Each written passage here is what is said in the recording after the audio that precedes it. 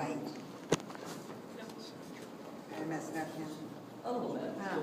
Oh. My name is Kenneth Reveiz. I'm really glad that you're here. I want to thank you for coming out, especially about college affordability. It's tremendous.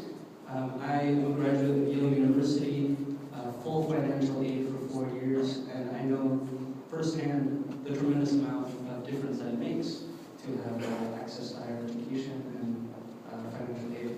So one thing, right, that's really important is that there is a tremendous population in Connecticut, right, that is not in the discourse right now for college affordability, and that's the hundreds and hundreds of undocumented students who are hoping to start college but don't have access because of affordability.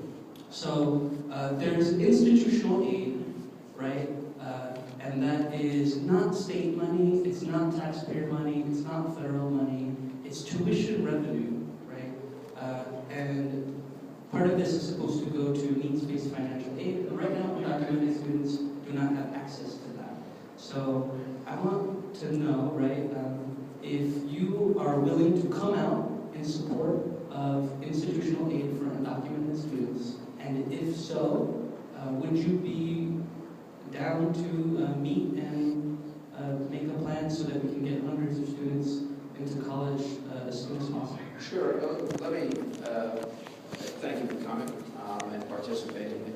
As you know, I think I have been pretty upfront about my desire to make sure that students who graduate from our high schools are able to obtain an education. We actually passed the DREAM Act in Connecticut that made it possible for students, as long as they graduated from our high school and were educated in Connecticut, to access admission to state colleges and universities at in-state tuition dollars.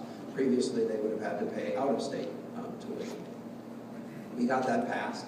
I think it was an important step to take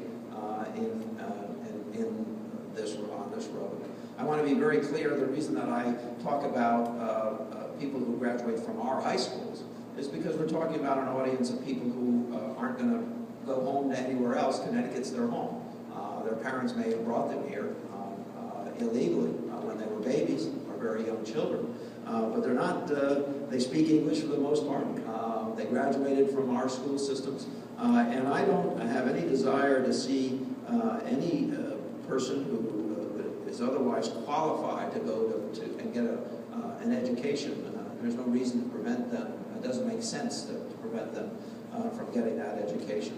So then you asked a very specific question about institutional aid as opposed to scholarship money or direct state funds. For instance, we have a governor's scholarship fund.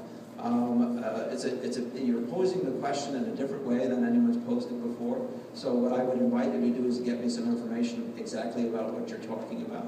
I know that there are private universities that do some of what you're talking about. I believe would fit that category. And I certainly don't have any problem with a private or public university accessing dollars for that purpose. But obviously you have to comply with state law. So privately raised dollars for that purpose on an allocated basis, or as you've used the term institutional, I'm happy to take a look at it. So I invite you to share some information with me. Great. Thank you. Thank you.